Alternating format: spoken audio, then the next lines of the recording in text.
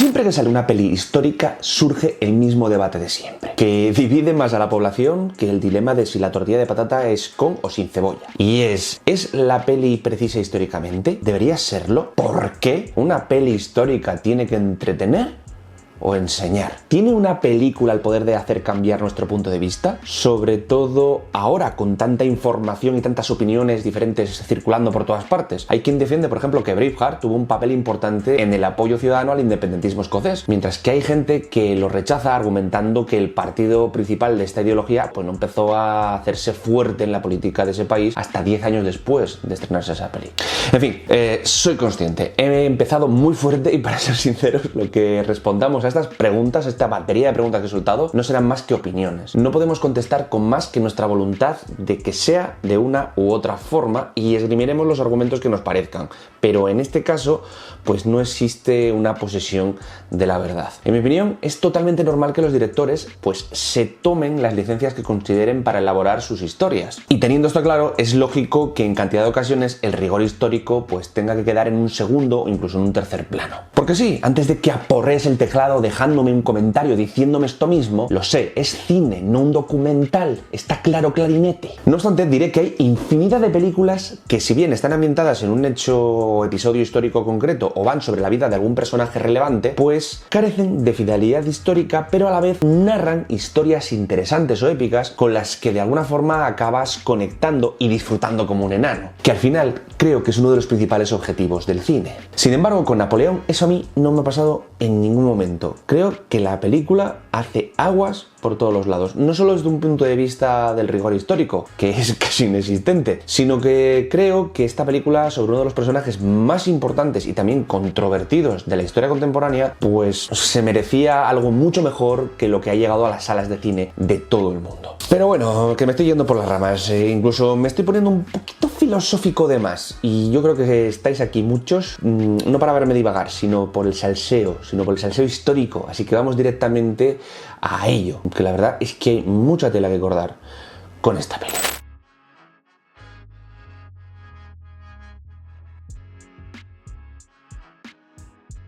Vale, para empezar vamos a hablar, como no, del protagonista de la película, el emperador francés Napoleón Bonaparte. Y, a ver, joder, es que no sé por dónde empezar, no os voy a mentir. En el largometraje se nos presenta a un Napoleón Bonaparte con mamitis, adicto al sexo y deseando meter la churra donde sea y con quien sea, muy inseguro, con unos malos modales y una educación lamentable, además de faltón, incluso maquiavélico y sádico a veces. Es decir, una caricatura, porque si tengo que usar una palabra que resuma la construcción de este personaje, es esa, una caricatura, un meme, una representación, ojo, que bebe de una determinada bibliografía y tradición historiográfica que ya está bastante superada a día de hoy, que en su mayor parte procede, a su vez, de la tradición decimonónica anglosajona. Sin embargo, lo cierto es que, clichés aparte, Napoleón no era, por ejemplo, un enano, medía 1,68, solo 2 centímetros por debajo de la media francesa en ese momento. Los apodos del pequeño corso y el pequeño cabo no hacían referencia a su estatura, sino a su edad, porque con tan solo 24 años ya mandaba sobre soldados que eran mucho mayores que él.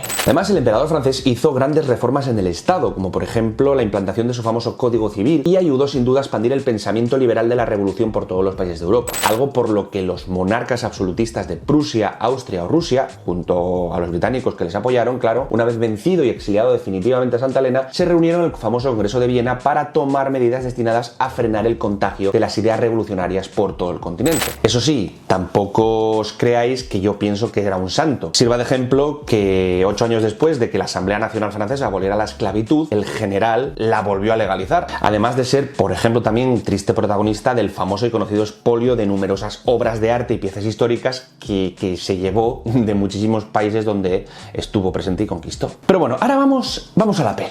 A la propia peli. Aviso que habrá algún spoiler, así que si no la has visto todavía y quieres formarte tu propia opinión, te recomiendo que dejes de ver el vídeo aquí. Y cuando lo hagas, si lo haces, si consigues ver la película, pues vuelvas y compartas conmigo tu visión dejando un comentario aquí debajo. Bien, dicho esto, todo empieza con Napoleón asistiendo a la ejecución de María Antonieta. La verdad es que Napoleón no estuvo ahí. Y a María Antonieta no la ejecutaron así. Ella llevaría el pelo corto, que es como se guillotinaba a todo el mundo, e iría vestida de blanco, como se guillotinaba también a todo el mundo. Es que esto es fácilmente contrastable simplemente abriendo cualquier manual sobre la Revolución Francesa, donde en muchas ocasiones explican cómo fueron las últimas horas de la reina. Es más, incluso hay ilustraciones de la época donde se ve precisamente a María Antonieta con el pelo así. 30 segundos en el buscador de Google se tarda en encontrar esto. 30 segundos, macho. Vale, tras esto, que puedo entender como un detalle sin peso en el guión, la primera acción militar que vemos es el conocido como sitio de Toulon, en el que observamos a una especie de Napoleón metido agente secreto disfrazado,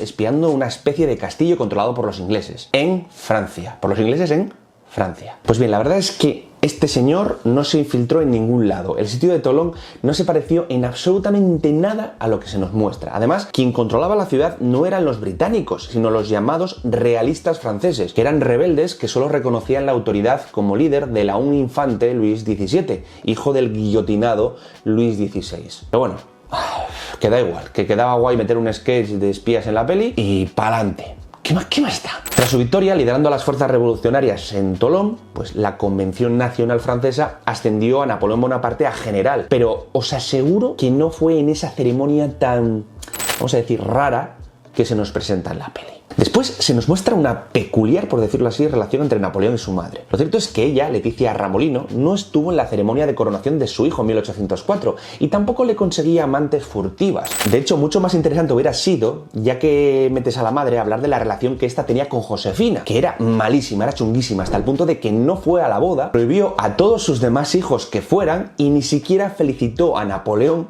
cuando se casó. Esto sí es salseo histórico de verdad.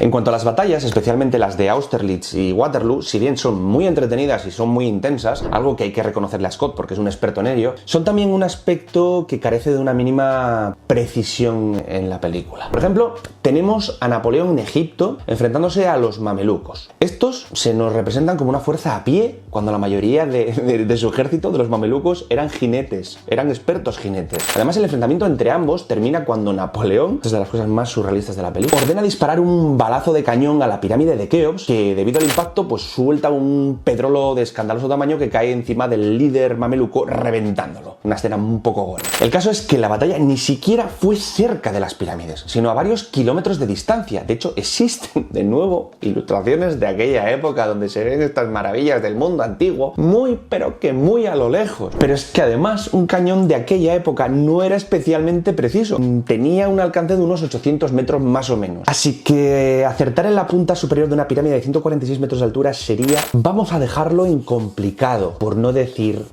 casi imposible. Cierto, Napoleón no solía montar a caballo en batalla tal y como se le ve en las ya mencionadas antes, en Austerlitz, en Waterloo, etc. Él era artillero de formación, o sea que entre otras cosas, pues se dedicó desde que empezó en el ejército a calcular la trayectoria de los cañones, a conocer cómo se hacía la pólvora, a buscar las mejores posiciones para colocar la maquinaria de guerra, ese tipo de cosas, ¿vale? Aunque sí, usaría caballos para ir de un lado a otro, como cualquier otra persona en esa época, pero en batalla es poco probable que lo usase. Pero sí, a ver, que queda muy épica y chachi esa imagen, lo tengo que reconocer. Fue una de las imágenes visualmente más potentes de la peli. No lo voy a negar. Pero bueno, hablar de cosas tan concretas creo que es un poco aburrido, porque esto acabaría convirtiéndose en una lista interminable. Sí, interminable. Sí, la peli da para mucho de esto no era así, esto no era así, etcétera, etcétera. Creo que es mejor entrar un poco en profundidad con, por ejemplo, yo qué sé, las edades de los personajes. Algo que a mi parecer es algo bastante relevante en toda esta historia. Es una pena, la verdad tengo que decirlo, que Ridley Scott no haya querido romper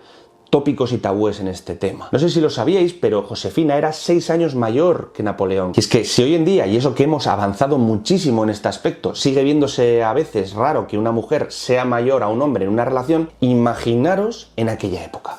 Un auténtico escándalo. Y más si tenía que ver con personas de tanto poder. Pues ella se quitó unos pocos añitos y él se subió alguno más que otro, para poder contraer matrimonio. Así que oficialmente solo se llevan un año, año y pico, 2 años máximo, que ya no era para tanto. Sin embargo, en su momento esto pues fue una comidilla entre populacho, pues como digo, era algo bastante raro e incluso mal visto. No obstante, el cast de la película tiene a 2 actores que se sacan 14 años entre sí. Joaquin Phoenix tiene 49 y Vanessa Kirby 35, algo que resulta bastante evidente desde el principio, por mucha caracterización y maquillaje que se pueda usar. Ambos son unos actores brutales. y su interpretación tengo que reconocer que es de lo poco salvable de la peli. De hecho, la actriz británica para mí está incluso mejor que su compañero de reparto masculino. Pero bueno, eso son opiniones aparte. No obstante, supongo que aquí el amigo Ridley Scott pues prefirió tirar de una intérprete joven y al alza que por una más madura y experimental. Es que no sé a vosotros, pero a mí se me vienen a la mente 2 o 3 actrices que hubieran encajado de perlas en ese papel de Josefina, como por ejemplo, yo que sé, Rachel Weisz o Marion Cotillard. Pero bueno, esto ya son filias personales. Claro está. Bien, otra de las grandes lagunas de la peli a nivel narrativo es la ausencia de varios episodios que son clave, y aquí lo remarco con letras mayúsculas, en la biografía del emperador. Que sí, que todo no se puede meter, que ya lo sé, pero es que hay algunos hechos que si luego vas a mostrar otros, pues tienes que al menos mencionar de alguna manera, sí o sí, para darle coherencia a la historia. Si no, la sensación que te queda es de... Ah, sí, bueno, siempre que vean una cosa así, lo hizo un mago. Napoleón luchó en todo el continente europeo contra multitud de estados y potencias. Eso lo tenemos todos claro. Sin embargo, parece que los únicos que pintaban algo en todo este asunto eran Austria, Rusia y sobre todo los británicos, los ingleses. No mencionan ni a Prusia, ni a Polonia, ni a Portugal y, por supuesto, a España. Esto es sangrante porque, como he dicho, los dos países ibéricos, España y Portugal, jugaron un papel importante, por no decir esencial, en las guerras napoleónicas. De hecho, Napoleón llamó a la guerra en España la úlcera española, ya que le dio notables quebraderos de cabeza, llegando a afirmar, supuestamente, que todos los males que acontecían empezaron con las revueltas que dieron lugar o estallaron en España tras su ocupación del país. De hecho, Portugal también fue un país importantísimo. Es que no cabe ninguna duda, porque Napoleón en su obsesión de bloquear al Reino Unido obligó a cerrar el comercio con ese estado a todos los países del continente. Porque, a ver, hay que tener claro que Inglaterra era la nación más industrializada del momento y el emperador Corso quería competir con ella facilitando las cosas a la creciente y floreciente industria francesa. Para ello necesitaba bloquear a los ingleses. Sin embargo, Portugal se negó a dejar de comerciar con Inglaterra, ya que tenían una sólida alianza ya desde la Edad Media, como consecuencia de una guerra contra Castilla, por cierto, de la que hablé en el vídeo de la Unión Ibérica. Y esta fue la causa por la que Napoleón invadió la península, engañando y obligando a abdicar de su corona a los Borbones, que reinaban en España por aquel entonces, Carlos IV y su hijo Fernando VII. Es más, cuando estalló la Guerra de Independencia Española, los primeros días de mayo de 1808, las primeras tropas inglesas que llegaron para apoyar a los rebeldes españoles lo hicieron de hecho desde Portugal. Y aquí, ligado con lo anterior, otro fallo garrafal que canta bastante de la película, consecuencia obvia de leer solo historiografía anglosajona para escribir el guión. Y es que Inglaterra no entró en la guerra contra Napoleón por defender la libertad de nadie ni porque luchara contra la tiranía, como nos quieren hacer ver, sino que lo hizo porque vio sus intereses industriales y comerciales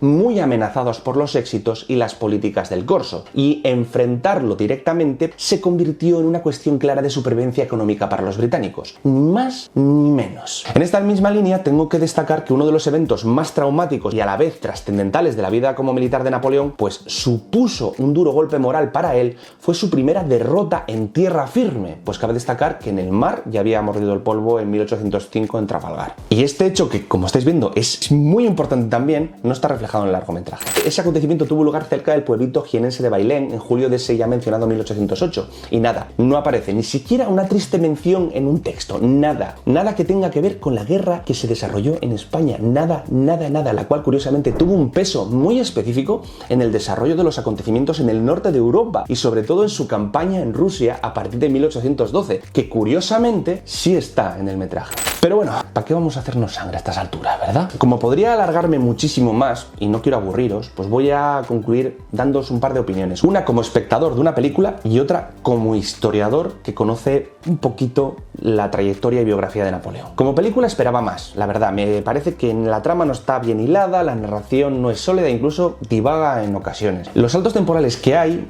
pues te sacan de la peli, más que darte a conocer la vida de los personajes con cierta, no sé, coherencia. Las actuaciones de los protagonistas son la excepción, fruto de que sean dos actores muy potentes, porque las del resto son bastante mediocres para mi gusto. De hecho, la de Rupert Everett como Duque de Wellington, ay, mamita mía. La música tampoco es gran cosa, no tiene una banda sonora muy épica. Las batallas, si bien son abrumadoras técnicamente y muy entretenidas, no son tampoco lo más épico que ha hecho Ridley Scott. Quizás algunas tomas, algunas fotos y fotogramas pues son muy estéticas y visualmente muy potentes, pero poco más. Y como historiador diré que simplemente pues la veracidad histórica, siendo esto también objeto de debate, como dije al principio, no existe en casi ningún momento. No solo por el relato, sino también pues por la imagen que se nos da de muchos personajes, siendo sobre todo el más sangrante el de Napoleón. Napoleón. Y los acontecimientos que se nos narran pues son tremendamente estereotipados y caricaturizados. Y vuelvo a insistir, el rigor histórico no tiene por qué ser el faro por el que se guíe cualquier película de esta temática. Que quede claro, es que no tiene por qué serlo.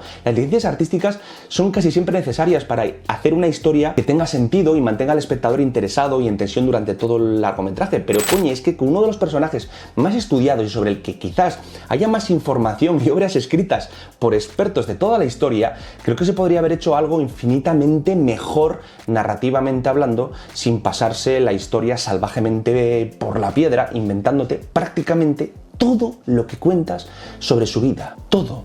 Y sí, vuelvo a decirlo, ya sé que no es un documental, pero creo humildemente, de verdad, que puedes hacer películas ambientadas en el pasado que no tengan ningún rigor histórico, pero que sí cuenten una buena historia o que tengan un gran guión, una gran dirección y un excelente montaje. Resultando de ello, pues por ejemplo, auténticas joyas del cine histórico que a mí me flipan, véase por ejemplo Salvar al Soldado Ryan, la propia Gladiator de Ridley Scott o la ya mencionada al comienzo Braveheart. Sin embargo, pues Napoleón para mí hace aguas por completo cuando sus creadores lo tenían ya todo hecho para triunfar.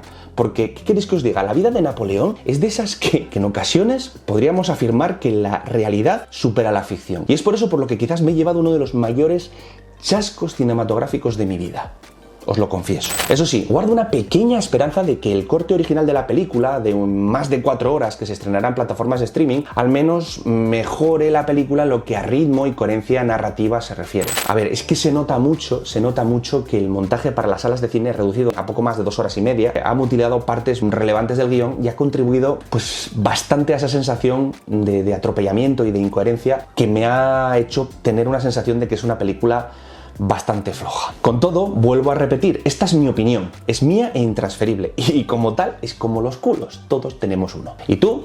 ¿La has visto? ¿Qué opinas? Te leo en los comentarios. Sin más por aquí, decirte que si te ha gustado, que le des a like, lo compartas y nos vemos muy pronto con más historia y arqueología aquí en el Cubil. Un saludo a todos, aquí Peter, chao.